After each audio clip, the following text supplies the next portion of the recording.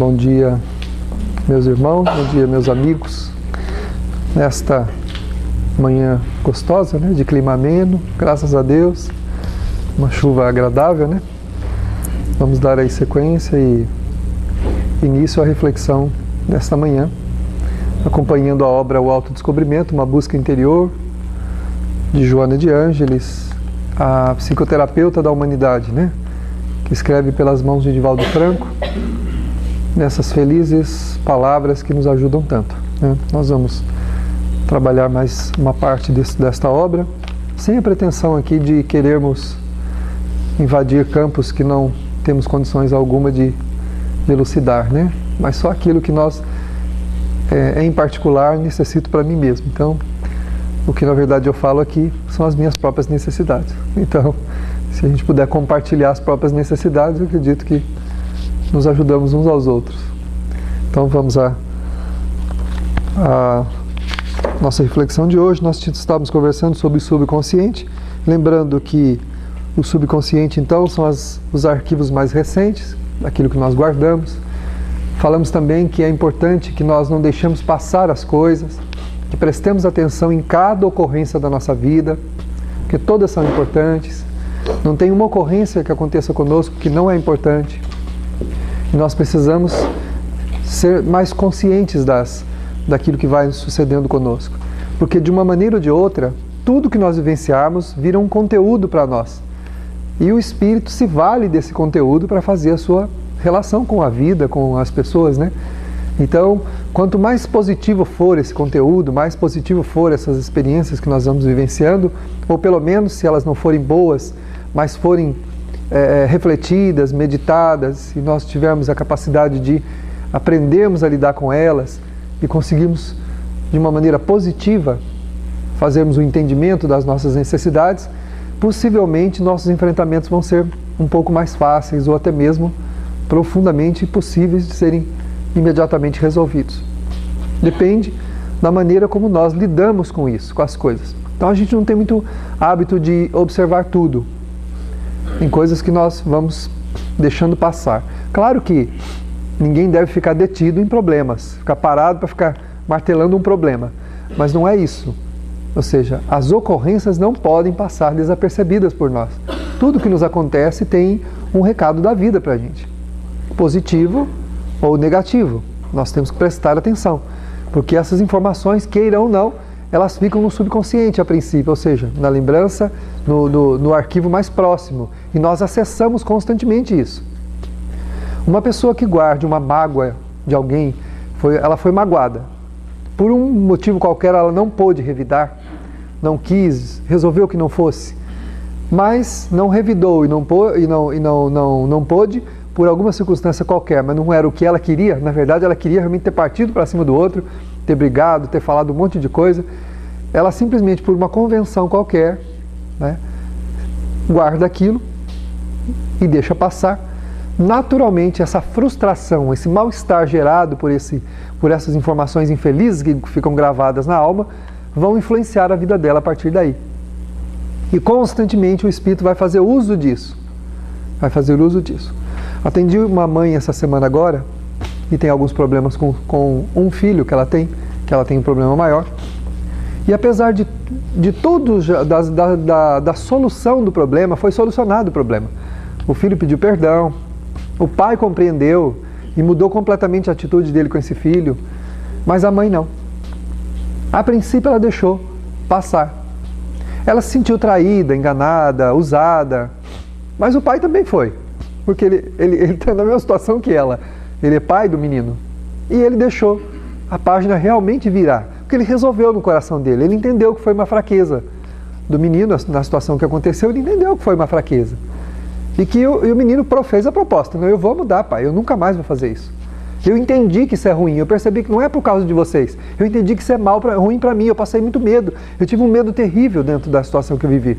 Eu fiquei apavorado, eu nunca mais quero fazer isso, eu nunca mais quero passar por isso. Mas ela me procurou essa semana chorando, porque ela diz assim: essa semana eu tive uma briga com meu filho por uma corriqueira em casa, e o que eu fiz? Me perdoem as palavras, mas eu vomitei sobre ele toda a situação, vírgula por vírgula, frase por frase, palavra por palavra, da nossa conversa há mais de 2, 3 meses atrás. E ela falou, eu não estou feliz com isso, porque eu sei que eu estou errada. Se o meu marido superou, por que eu não supero? Por que eu não consegui deixar isso para trás? Esse é o problema. Você deixou para trás. Você não resolveu dentro de você isso aí. Você não compreendeu a fraqueza dele, não o perdoou. Na verdade, você não o perdoou. Você não compreendeu a fraqueza dele. Não é uma coisa que ele vem repetindo ao longo do tempo, que ele vem te ultrajando, fazendo isso. Não é, ele cometeu um ato infeliz. E você não conseguiu perdoá-lo. E quem não perdoa, não passa. Quando não perdoamos uma situação com alguém, e o problema, grandes problemas emocionais que nós vivenciamos, é por causa da falta do perdão lá em outra vida, em outras vidas. E hoje nós estamos aqui, amargos, aflitos, com dificuldade para ter afetividade, passando uma série de transtornos emocionais por falta de perdão, por falta de compreensão, por uma série, por complexo de culpa, né, por termos errado também e não conseguido superar esse engano, de ter se auto-perdoado também, para recomeçar, que se eu também não me perdoar, eu não consigo recomeçar. O menino se perdoou. Tanto se perdoou que ele falou assim, foi muito ruim o que eu vivi, e eu não quero voltar a fazer isso. Nunca mais vou fazer isso. Porque eu senti que isso não foi bom. E eu não vou mais fazer isso. Não é porque vocês não querem, é porque eu não quero também. Esse é o auto-perdão. Reconhecimento e proposta de recomeçar. Quando a gente faz isso, aí a gente realmente vira a página. Mas se não faz isso, não vira a página. E aquilo fica influenciando a nossa vida nas menores coisas. Em tudo. Em tudo. Com o passar do tempo, fatalmente a pessoa que assim não procede vai desenvolver uma doença emocional a princípio. E depois, se continuar assim ao longo dos anos, vai desenvolver uma enfermidade no corpo, que é o mata-borrão do espírito. Onde nós conversamos no curso, o corpo é uma esponja que absorve do espírito aquilo que ele tem. O espírito seria uma vasilha com o líquido dentro. O corpo é a esponja. Quando você mergulha a esponja na vasilha, a esponja sai o quê? Impregnada do que tem o espírito. Se você tem uma água azul, quando você tira a esponja, ela está o quê? Impregnada da água azul. Então, ou seja, as energias das coisas ruins que nós vamos praticando e não vamos resolvendo, vão ficando o quê? Encharcadas no espírito. E o corpo é a esponja que absorve esse malefício da alma. Fatalmente, se essa água não foi jogada fora, ou seja, se ela não foi lançada fora, porque se você coloca a esponja em uma vasilha seca, na hora que você tira, ela sai seca de novo, íntegra. Ela sai íntegra, sem ser maculada. Mas se você mergulha ela e tem alguma coisa ali dentro, ela sai impregnada daquilo que tiver dentro da vasilha. Então o corpo ele nada mais faz do que isso, do que se embeber do conteúdo que tem o espírito. E quando ela não for sair limpa, não precisa mais pôr ela lá. Não precisa mais, exatamente. Quando o doutor falou muito bem, quando tudo estiver limpo, não precisa mais colocar a esponja, aí o espírito não precisa mais da esponja, que é o corpo, né? Que vai ser lá para os mundos felizes, onde nós nos mundos celestes, os mundos onde o espírito já não necessita mais do corpo, não tem mais a esponja para ficar absorvendo nada, né? Porque é ela que vai retirando os conteúdos, né? O espírito precisa da esponja para poder se manifestar no mundo das formas. Mas nós temos que ir resolvendo a problemática. O menino resolveu, o pai resolveu, a mãe não resolveu. A piedade com a dor está ligado nisso, com a dor do próximo? Com certeza. Mas para desenvolver a piedade, a compaixão, a misericórdia, nós temos que treiná-la, né? Esse é o grande problema. Eu ia falar sobre isso agora, ou seja, o pai, quando você analisa a vida dele, como eu o conheço, é uma pessoa compassiva. É alguém que se dedica ao seu semelhante, é uma pessoa mais dócil, de um trato mais fácil. A mãe é sempre mais dura. Ela é sempre melindrosa, qualquer coisa ela se melindra, tem dificuldade. É um espírito realmente com problema consigo mesma. Né? Por falta de valores, provavelmente de valores que sustentem a própria paz. Esse espírito geralmente tem um conceito ruim de si mesmo. Todo mundo que tem um péssimo conceito de si mesmo também é duro, é amargo, é inflexível. Porque na verdade o conceito que ela tem dela mesma não é bom. Então ela precisa mudar o autoconceito, o conceito que tem de si mesmo. O que faz a gente ter compaixão dos outros, ter piedade, ter misericórdia, é ter uma boa lide com a gente mesmo, é ter uma boa estadia em si mesmo. Quando você está bem dentro de si mesmo, naturalmente também convive bem com os outros e suporta bem os embates com as outras pessoas, mesmo que sejam familiares, entes queridos. Mas quando a gente não está bem, quando nós não estamos bem conosco mesmo, falta de valores que sustente a nossa paz, aí nós cobramos dos outros. Então, eu sou infeliz por quê? Porque meu filho agiu errado. Então, toda vez que ela tem uma contrariedade, o filho é a desculpa que ela utiliza para poder justificar a infelicidade dela, quando na verdade a infelicidade está na inabilidade de lidar consigo mesma, consequentemente também de lidar com o semelhante. O egoísmo também, né? Também. Aí tem as mazelas todas, né? A gente puder, nós vamos aqui enumerá-las, vamos de A a Z, aí temos inúmeras, né? Pode falar, doutor. Você respondeu, talvez possa ampliar. Essa mulher, ela já deu um passo, ela já descobriu que ela não queria ser assim. Com certeza, ela descobriu que não quer ser assim. Mas e agora? Se ela não está dando conta. Então, aí a doutrina espírita fala, não adianta você tentar lidar com o problema em si agora, porque você não tem recursos para isso. Não adianta reconhecer que eu tenho que tirar esse piano dali se eu não consigo, eu não tenho forças para isso. Eu vou ter que arrumar essas forças. Então, tentar ficar lá, não, você tem, vai lá que você consegue. Não consegue. Vai, enfrenta que você consegue, você vai conseguir. Eu não tenho força, não adianta me mandar para lá. Por mais boa vontade que eu tenha, eu não consegui tirar ele do lugar. Que é o tamanho dele, é o peso dessa criatura. Então eu vou ter que arrumar força. E a Joana volta, nós voltamos sempre ao princípio do Cristo, né? Da questão das obras, nós seremos reconhecidos pelas nossas obras. A força do bem, a única força que me dá a estrutura para fazer qualquer enfrentamento, seja externo ou interno, é a força do bem. É a opção incondicional pelo bem. O marido, como eu disse, é uma pessoa voltada para as ações beneméritas, é uma pessoa de fácil trato, é alguém que procura, com todos os esforços, conviver bem com todo mundo. Claro que ele deve ter também lá as suas dificuldadezinhas, mas só que ele supera rápido, ele consegue superar, ele consegue compreender. É um treino essa conversa. Primeira coisa que ela se recusa. Ela se recusa a uma coisa valiosa que nos ajuda muito para a gente desenvolver sentimentos. Ela se recusa a conviver. Como o mundo não é como eu quero, e as pessoas não são como eu gostaria que elas fossem, então eu não vou conviver com ninguém. Então ela se encastela dentro do mundo dela e não quer conviver com ninguém. Sem convivência, não tem treino de afetividade. Como que eu vou treinar a afetividade sozinho? Ela fica enclausurada na casa dela ou nas coisas restritas à vida dela e não tem relacionamento com ninguém. O marido, consequentemente, ao contrário disso, está sempre trabalhando, sempre tentando se envolver, faz uma tarefa, faz outra. Fatalmente, né, participa de atividades. Por exemplo, nós temos uma atividade que ajuda muito a gente a treinar isso aí, o samaritano. Os samaritanos é uma atividade sublime para a gente ver a que ponto chega o sofrimento de uma pessoa que fica numa cama, dependendo do auxílio dos outros que estão à sua volta, vê tudo acontecendo, não pode muitas vezes fazer nada, não pode fazer muita coisa, está ali preso, aprisionado, e que aguarda uma vez por semana que um grupo vá lá conversar, né, dizer algumas coisas boas para que a pessoa possa se animar naquela situação dela.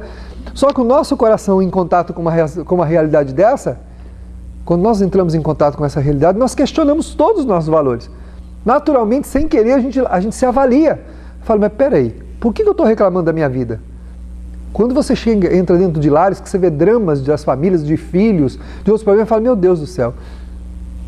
Se ela se predispusesse a fazer esse trabalho, a hora que ela entrasse em contato com uma dor dessa, ela ia falar assim, o meu filho é um anjo.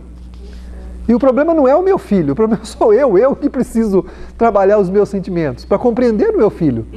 E mesmo que o problema existisse e ele fosse uma pessoa realmente desprezível, o menino tivesse um problema realmente daqueles que a gente conhece por aí, que, olha, apesar do que os pais e as mães fazem, é difícil de conduzir, mesmo que ele tivesse isso, ela iria experimentar um outro tipo de sentimento. Ela iria sofrer com a fraqueza dele, mas não iria culpar-se, né? Não iria culpar-se, não entraria no processo de autodepreciação. Porque ela usou uma frase peculiar na entrevista. Por que tudo acontece comigo? Como assim? Na casa do vizinho tudo bem, por que na minha casa? Por que tinha que ser o meu filho? Orgulho. Por que o meu filho? E por que não o seu filho? Uma vez, eu já contei isso para vocês, conto novamente, lamentando as minhas dificuldades com determinadas pessoas. A benfeitora me perguntou, mas por que você acha que você não pode ser ferido? Me diz um motivo pelo qual você acredita que não possa ser ferido. Então, por que eu não posso passar por contrariedade? Por que no meu lar não pode ter alguém que tenha um comportamento que eu não gostaria que tivesse? Claro que pode. Isso não depende de mim, não sou eu que vou... Eu não controlo a vida de ninguém, não controlo as atitudes dos outros. O que eu posso fazer? No caso do pai e da mãe, eu vou ser exemplo. A única força que pode ensinar é a do exemplo. Se o espírito não aprender com isso, meu filho, você pode colocar ele à disposição de um anjo, não vai adiantar nada. Nós fomos visitar o Chico, quando o Chico estava em vida, já contei isso também, mas conto porque tem a ver com o assunto. Nós estávamos lá fora e na hora que alguém bateu uma sineta lá, que falou que era a hora do passe, o passe era por fora, uma saleta por fora. Uma senhora passou com um cigarro desse tamanho, o cigarro tinha meio metro, fumando umas baforadas que aquelas Maria Fumaça antiga ficava longe da fumaça dela. E chegou na porta da câmara de passe, ainda deu a última baforada e jogou o cigarro longe e entrou para dar passe. Então, não é crítica, mas nós compreendemos que a atividade do passe é uma atividade onde a pessoa precisa estar buscando a sua renovação, principalmente dos vícios. O que eu vou doar? Não é? A doação exige de mim uma integridade moral e uma integridade física. Perfeição não, mas que eu tenha uma busca de melhoria, de mudanças de hábitos físicos e hábitos morais. Agora, chegar na câmara de passe, dar uma baforada e jogar o cigarro fora para entrar, né? Não está certo, mas se ela tivesse cigarro fumando lá escondidinho, alguma coisa na casa dela, em algum lugar diferente dali, é uma outra coisa. Estou dizendo que está certo também. Mas ali, diante de todo mundo, aquela jogou o cigarro para lá e entrou. E estava do lado de quem? De uma das almas mais doces desse mundo. Um dos espíritos mais significativos que passou nos nossos tempos. O maior médium da humanidade, um médium completo, de um amor infinito, de uma postura inequívoca no campo do bem, no campo da integridade. E aprendeu o quê? O que nós estamos aprendendo com o Chico? Então, o máximo que você pode fazer é o exemplo. Aqueles que puderem vão se impregnar disso e vão mudar. Aquele que não puder, você vai falar e exemplificar. Falar e exemplificar. O problema é dele. Você não é melhor ou pior porque o outro não mudou, ele não melhorou, né? Os pais, eu fracassei na educação do meu filho, mas você não fez nada? Fiz, eu ensinei, mas não adiantou nada, eu sou incompetente, ele não aprendeu nada. Não. Você ofereceu. Ele não quis aprender. Ele é que não quis. Não foi você. Por mais, eu ouvi da benfeitora também uma vez, entrevistando uma mãe que tinha esse sentimento, ela disse assim, por pior que seja a educação de uma mãe ou de um pai, jamais os pais querem o mal para os seus filhos. E procuram tentar fazer o bem, do seu jeito, da maneira como entendem, da forma como podem e até compreendem que sejam. O problema do espírito está nele. O espírito bom, a despeito do que aconteça à volta dele, ele é sempre bom. Agora, o mal... ele tem uma grande possibilidade de não conseguir. De apesar de tudo que ele receba, ele rejeitar toda aquela educação, todo aquele amor e jogar aquilo tudo no lixo e se tornar quem ele quer ser. Ou quem ele está destinado, com vontade de ser. Então, na verdade, quando nós não lidamos bem com essas dificuldades da relação, é porque o problema está em nós. Nós é que precisamos nos fortalecer. Está no Evangelho segundo o Espiritismo, que depois de ter feito tudo o que pôde pelo seu filho, ao responder a pergunta no mundo espiritual, que você fez pelos filhos que eu te confiei, o Espírito vai responder, eu fiz tudo o que eu podia. E o choro e o lamento do Espírito do outro lado não é o de não ter feito nada por aquele que ele tentou auxiliar, mas é de vê-lo ainda entre aqueles que estão sofrendo. Porque quem ama, sofre por enquanto, no nosso nível de amor nosso, nós sofremos por aqueles que estão ainda, que nós amamos, que ainda não alcançaram um bem-estar. Nós sofremos por eles. Mas é diferente o sofrimento do remorso do sofrimento de ver o outro sofrer. É muito diferente. Quando você vai fazer uma visita, você não sofre de remorso.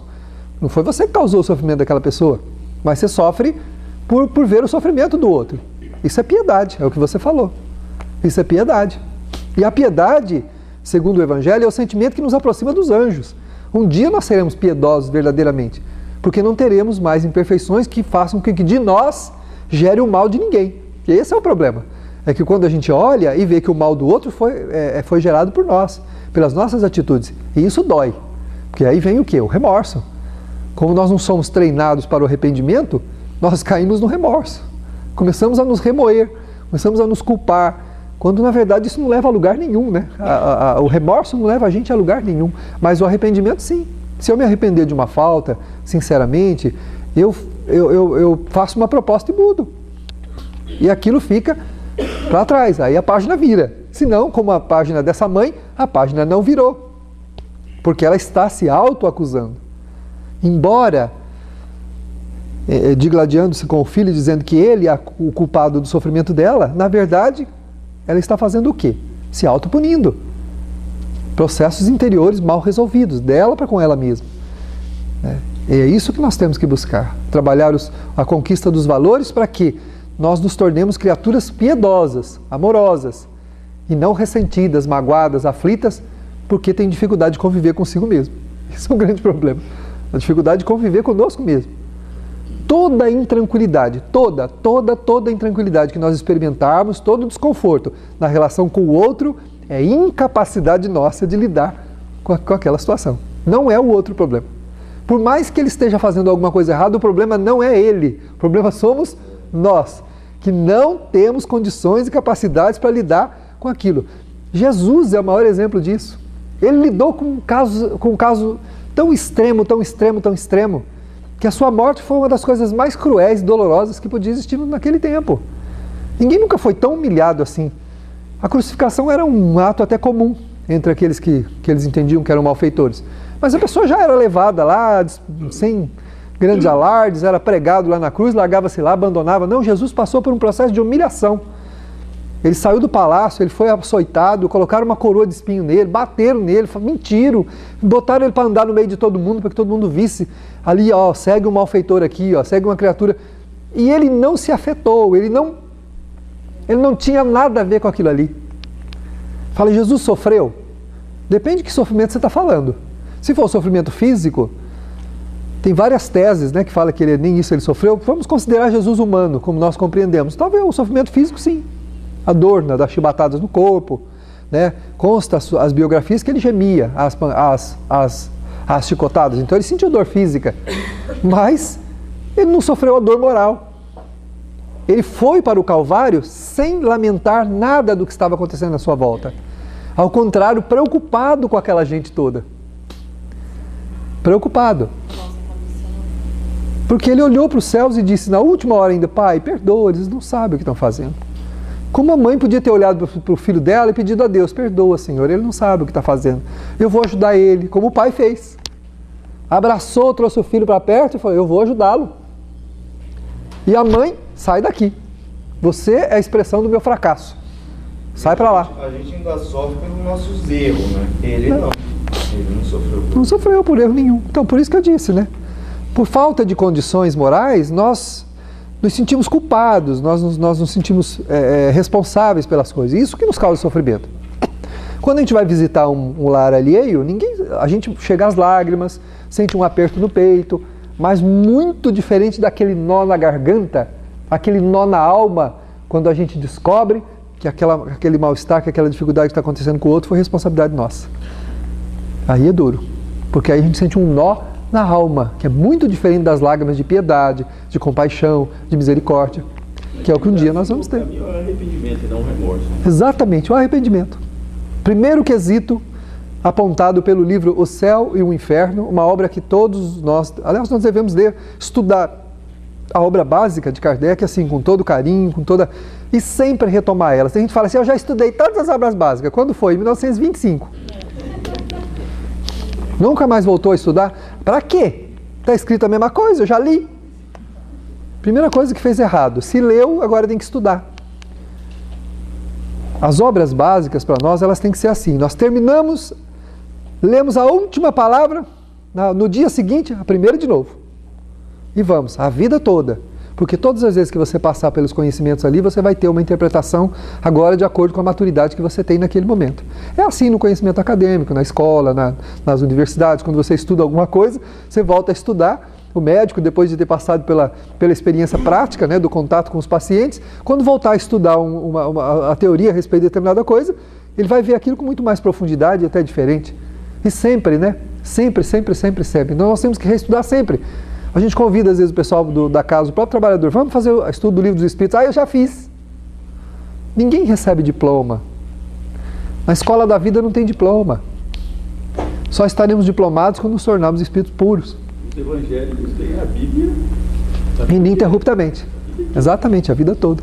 Nós também temos que estudar. O livro Céu e Inferno é uma obra para ser estudada, reestudada, estudada de novo, porque ali está o código de moral e ética que nos ensina como funciona a lei divina no campo das penas, da lide do espírito com os seus próprios feitos ali. É muito interessante, muito bom. E o primeiro quesito é o arrependimento. Só que o arrependimento não tem nada a ver com culpa e nem de remorso. Arrepender-se é tomar ciência de que o ato não foi bom. Isso que eu fiz não está certo. Né? Puxa, Davi, você não devia ter feito isso não está certo. Olhar até onde foi a abrangência do que a gente fez, isso teve consequências, então isso não é uma coisa boa. Eu tenho 2 caminhos. Sentar no chão e ficar chorando, eu não valho nada, eu não presto, pegar uma pedra e ficar batendo na minha própria cabeça, para tentar alcançar a compaixão divina. Ou levantar e falar assim, sacudir a poeira e falar assim, vou me propor a não errar mais. E, se possível, reparar o mal que foi feito. Se é uma coisa que não tem jeito, então vou procurar não fazer. Se eu tomar um copo de um líquido que não podia ser lançado fora e jogar fora numa areia, num lugar que tem uma duna, eu posso recolher essa água de volta? Não dá. Tem que fazer o quê? Qual é a proposta? Outra hora que eu encontrar de novo um copo ali, eu vou verificar antes para não jogar isso fora e desperdiçar o que eu não devia ter desperdiçado. É assim. Pode dar para consertar? Dá. É alguma coisa que eu posso corrigir? Corrijo. É alguma coisa que não é possível agora? Recomeço, prossigo, vou fazer direito agora. Né? Chorar, ficar lamentando ali, né? Botar um monte, fazer um muro tudo em volta do lugar onde eu joguei o copo d'água e ficar ali chorando, chamar os outros para chorar comigo, né? Para mostrar a minha... Não vai adiantar nada.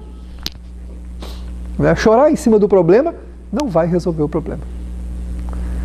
Mas fazer uma proposta de mudança, de crescimento, né? Isso eu posso fazer. E isso funciona. Toda vez que a gente fizer isso, a gente cresce mesmo. Então, nessa nossa introdução, nós vamos para o inconsciente sagrado. Essa foi a introdução do capítulo. Mas é que tem a ver com o primeiro parágrafo aqui. À medida que o ser se conscientiza da sua realidade, não da dos outros, né? Transfere-se de níveis e patamares de percepção psicológica para aprofundar buscas e sentir o apelo das possíveis realizações. Então, à medida que a gente vai se conscientizando da realidade, isso tudo que eu acabei de falar, né, a gente se transfere de patamares de percepção. Então, à medida que você presta atenção nas coisas e toma providências, você percebe com muito mais acuidade, com muito mais detalhes as coisas. Quando está se relacionando, já não responde mais no automatismo, pensa. Quando a pessoa fala alguma coisa ou faz alguma coisa, a gente consegue avaliar antes de responder, antes de tomar uma atitude. Porque você estava num patamar psicológico, transferiu-se para outro. Quem está aqui no plano que nós estamos, se você olhar à sua volta, os seus olhos têm um nível, têm uma capacidade de enxergar até uma certa distância. Se eu subir aqui nesse prédio aqui, tenho certeza absoluta que eu vou ver muito mais longe do que todos vocês estão vendo. Não vou ver muito mais longe? É isso, os patamares psicológicos. À medida que a gente melhora esse entendimento, né, da realidade, nós subimos um degrau. Já vemos muito mais do que a gente via antes. E assim vai, até o momento que a gente vai para o cume da montanha que nos é possível na condição de evolução que nós estamos aqui.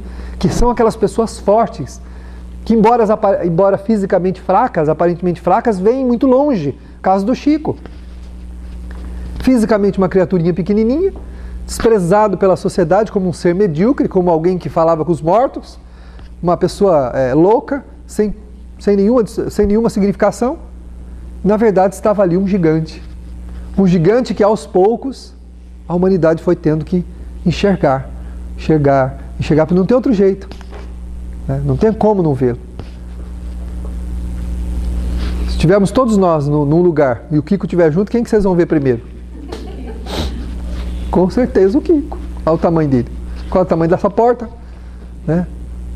Embora, se nós estivermos todos focados nas nossas neuroses, né, como diz o caipira, nas nossas neuras, nós vamos ver ele? Não vamos.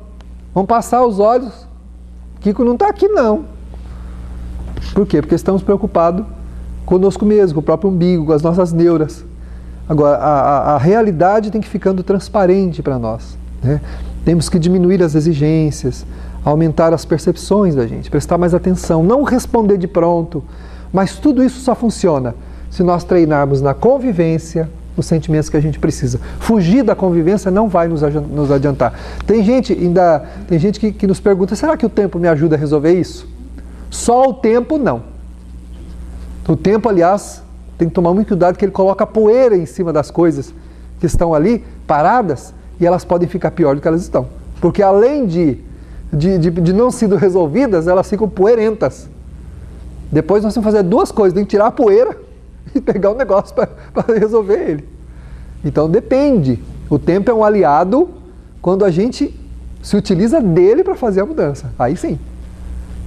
Aí é valioso. Mas só abandonar uma coisa no lugar e falar que o tempo vai resolver, né? O tempo funciona assim. Eu perdi alguém muito querido. Só o tempo vai me ajudar a fechar essa ferida, mas só o tempo, não é o tempo, mais a minha boa vontade, mais os procedimentos que eu vou tomar aliados a isso vão me ajudar a fechar essa ferida. A cicatriz vai permanecer, porque o Chico falava, né? Quando falava das dificuldades a serem enfrentadas, o Chico falava assim, ai de mim, chegar no mundo espiritual sem cicatrizes. Ao ver os que, durante toda a sua vida, tiveram vários ferimentos pelo amor do Cristo, né? Por aqueles que se entregaram por amor a Ele, e eu chegar lá sem nenhum risquinho, sem nada. Falou assim, ai de mim. Então ele agradecia os camartelos, né? As marteladas que a vida dava, ele agradecia, porque era com elas que ele aprendia. Ele falava, ai de mim chegar do outro lado sem nenhuma cicatriz. A gente quer chegar, né? A gente não quer que ninguém arranhe a gente, né? Não quer ser contrariado em nada, não quer ter nenhum tipo de contrariedade com ninguém. E para isso, a maior escola para a gente entender e aprender isso é o próprio lar. Dentro do lar é que a gente enfrenta as primeiras experiências desses enfrentamentos, né, dessas necessidades que a gente tem, dentro do próprio lar. E depois lá fora também, com todo mundo a gente vai encontrar, né? Mas sem conviver não tem jeito. Me isolando, né, fugindo do convívio, não tem como eu criar percepções de realidade nenhuma, porque nós já temos uma percepção equivocada. O orgulhoso sempre acha que ele está certo. A visão que ele tem das coisas é aquela deturpada pela janela embaçada que ele tem. Se ele não conviver para que alguém fale, ó, teu vidro está sujo. Quando que os outros falam que o vidro da gente está sujo? Fala, seu mal educado. Você não podia ter falado comigo de um pouco de respeito? Naquela hora a gente leva um tranco, né? É um apontamento, ó, o vidro sujo, né? Você não podia pelo menos pedir desculpa? Não pode falar obrigado? Não sei, cada confronto que a gente acaba tendo no convívio com o outro mostra um dos vidros da nossa janela que está sujo. E aí a gente, deixa eu pensar, puxa vida, acho que eu falei demais mesmo. Deixa eu pensar aqui melhor. Não, conviver não tem jeito, é o único jeito, senão o nosso orgulho faz a gente acreditar que aquela visão que a gente está tendo da vida é aquela mesma.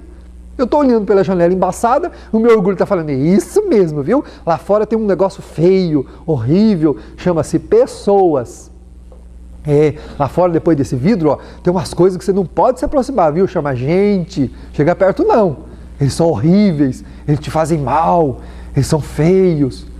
E aí você olha pela janela e vê a paisagem lá fora, tudo embaçada, tudo torcida, tudo esquisita. Aí um dia, de tanto sofrer, os vidros vão se limpando e a gente olhando pela mesma janela fala assim, engraçado, eu não estou vendo nada feio assim. Tem até um jardim bonito ali, ó, tem algumas flores. Olha, ela tem a Dona Maria, ela é uma pessoa tão boa, faz tanto bem para os outros. Engraçado, a Dona Maria era um bicho para mim. Depois que a minha janela ficou mais limpa, a Dona Maria é a mesma, mas hoje eu estou vendo ela diferente. Ela não é tão estranha como eu achava que ela era, né? É a minha janela. A minha janela embaçada é a janela do meu orgulho. Ou a gente vence isso na convivência e trabalhando do bem para a gente poder ir criando valores nobres, ou a vida vai ter essa visão constantemente. E a gente vai continuar amargo, duro, inflexível, sofrido. E vai chegar no mundo espiritual e vai falar assim, o que eu fui fazer na Terra? O que eu fui lá fazer? Perdi tempo. Perdi tempo atrás do meu orgulho. Corri atrás do meu próprio orgulho. Né? Ele é um bichinho amestrado, aquele que eu cuido dele ali, ele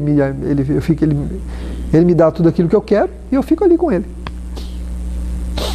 Para ter percepção da realidade, tem que conviver. Não tem alternativa.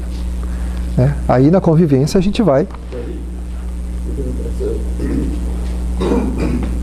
É sobre essa questão da convivência. O indivíduo que faz o diagnóstico precisa montar sobre essa questão dessa convivência, ele muitas vezes ele busca justamente o isolamento, porque aquela ambientação. Porque a gente que está de fora, ou quem está de fora, não consegue visualizar ali dentro as circunstâncias da convivência, e a circunstância muitas vezes é indutora dos equívocos que ele está praticando. E nesse momento que ele muitas vezes busca mesmo se isolar. Agora, eu só estou querendo ver se aparece a possibilidade de essa convivência ser mudada só para um outro tipo de convivência. Estou falando de talvez vários tipos de convivência. Uma que estava prejudicando aquele indivíduo que convive numa sociedade onde tem isso e aquilo que pode induzir ao mal, e uma outra situação onde ele possa depois praticar o bem. Isso é tão verdade que a Joana tem numa obra dela, ela fala assim, afasta-te de ambientes e pessoas que possam te induzir ao mal. Ou seja, a gente tem que fazer essa escolha, né? Essa escolha de ambientes de convivência. E até se aquele ambiente no momento está sendo pernicioso, no sentido de até te alimentar negativamente, até ódio, ressentimentos e outras coisas, a princípio é bom que se afaste. Mas tem gente que se afasta de tudo, do convívio com todo mundo. Então tem que trocar de convivência. Exatamente, você pode trocar os seus níveis de convívio, até que você vá adquirindo resistência. Até não adquirir essa resistência pode. O que a gente não pode é se isolar completamente, porque é o que muita gente faz. Está cheio de casos, tem filmes sobre isso, né? A gente encontra pessoas que se enclausuram naqueles mausoléus, naquelas casas que são verdadeiros mausoléus, né? Verdadeiros túmulos vivos. A pessoa se enterra viva, não convive com mais ninguém. Quando você se depara com aquela acorda. Exatamente. Aquela situação, muitas vezes você puxa a vida muito. Eu assisti um filme há um tempo atrás agora. De ambientação para conviver de outra maneira saudável e se isola. Exatamente. Você pode mudar de convívio. Você percebe que aquele círculo onde você está convivendo não está te trazendo bem-estar e você não tem forças para lidar com aquelas situações, pode mudar de convívio. O que não pode é se isolar. Né? Porque se a gente se isola, aí danou-se tudo. O Kardec fala que quem se isola perde a referência de si mesmo. Se a gente se isolar, não sabe mais nem quem é. Com o tempo, você não sabe o que é mais. Você olha para o espelho e não se reconhece mais. Porque a nossa medida de crescimento é o outro. É convivendo que a gente vai entendendo em que patamar a gente está da experiência emocional. Porque aí a gente se avalia, né? Sozinho não tem jeito. Até um tempo atrás eu assisti um filme, esses filmes inclusive eles são sombrios, né? De uma mulher que fez isso. Ela teve uma decepção amorosa na juventude e passado ali ela foi já para a maturidade sem se casar. Os pais morreram, desencarnaram e ela se enclausurou na mansão da família. E o filme é sombrio, ele é um filme que acontece, parece que está sempre de noite, porque ela está sempre dentro de casa. Então ela ligava para que as coisas viessem até ela, nunca mais saiu de casa, e o filme vai mostrando as várias etapas da vida dela, mostra ela velhinha, lá, sem ninguém. Ela chegou ao ponto de permitir que os ratos proliferassem na casa dela, que se procriassem, para ela poder ter companhia dos animais, dos bichinhos. Então eles passavam, ficavam andando em cima do pé dela, no chinelo, iam para lá, e ela ali sozinha. E o filme acontece com ela fazendo um diálogo com ela mesma. Então ela vai escrevendo um diário, que é provavelmente o que gerou o filme, e ela vai conversando com esse personagem, que é ela mesma, que ela criou, onde ela vai contando tudo isso. E aí ela reclama, o personagem reclama, fala, tira esses ratos daqui. Como que você pode conviver no meio de ratos? Aí ela justifica que eles são ótimas companhias. Os ratos são inofensivos, os seres humanos não. Os seres humanos não são inofensivos, os ratos são inofensivos, o homem não. Aí ela vai escrevendo as razões dela, né, tudo. E aí, passado algum tempo, ela desencarnou ali dentro e o filme começa assim, da polícia chegando, a ambulância chegando, e já fazia dias que ela estava desencarnada lá dentro, como o odor foi para a vizinhança e eles perceberam, chegaram lá e encontraram ela desencarnada, encontraram o diário, e aí eles contam a vida dela. O filme conta a vida dela através do diário dela, onde ela foi escrevendo para ela mesma, conversando consigo mesma. Então isso é engraçado, ela tinha consciência do engano, mas ela criou um personagem para justificar dela não sair dali e não conviver mais com ninguém. Ela criou um personagem, e ela convivia com esse personagem, e o personagem questionava ela.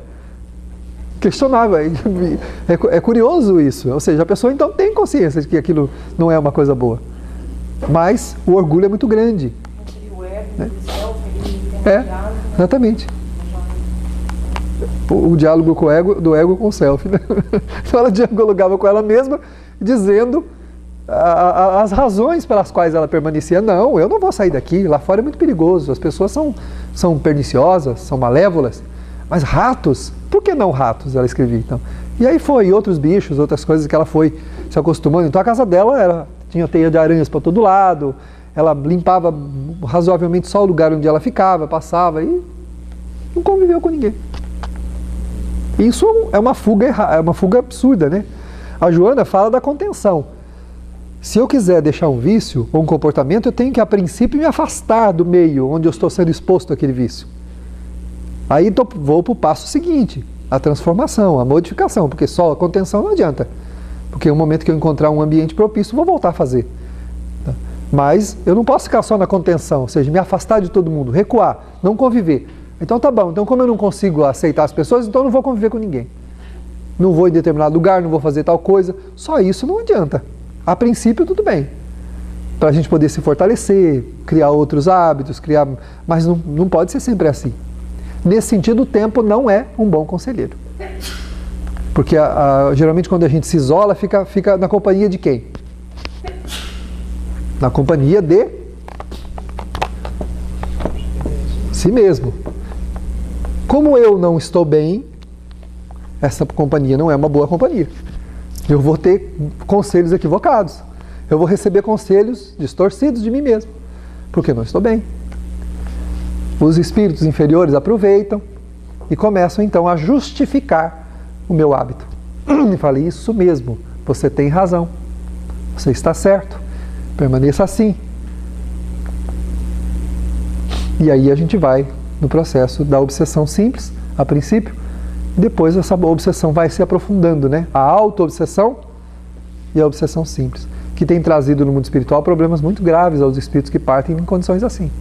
Porque o espírito com a ideia fixa, ele tem uma série de transtornos do mundo espiritual, inclusive podendo chegar à condição de ovoide, que é a deformidade completa do corpo espiritual, tornando-se um ovo gigante.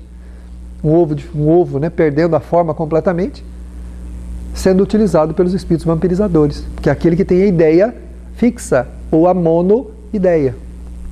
A ideia que gira em torno da problemática sem querer solucioná-la. Eu não perdoo, eu tenho ódio, não perdoo, eu tenho ódio, eu não perdoo, vou me vingar, eu não perdoo. Pronto. A energia da forma é drenada para o centro da ideia. Então o corpo espiritual, que é plástico, vai perdendo a forma humana. E toda a energia da forma vai migrando para o centro da ideia. Então o espírito transforma-se, né? A alma está aqui, continua aqui. Só que o corpo, né, já não existe mais no sentido de forma humana. Toda a energia da forma foi drenada para o centro da ideia, para que a ideia fosse mantida. Então o corpo espiritual transforma-se numa bola semelhante a um ovo. E outras coisas. Isso aqui quando nós estudamos a área de obsessão, nós encontramos isso, né, nesse trabalho.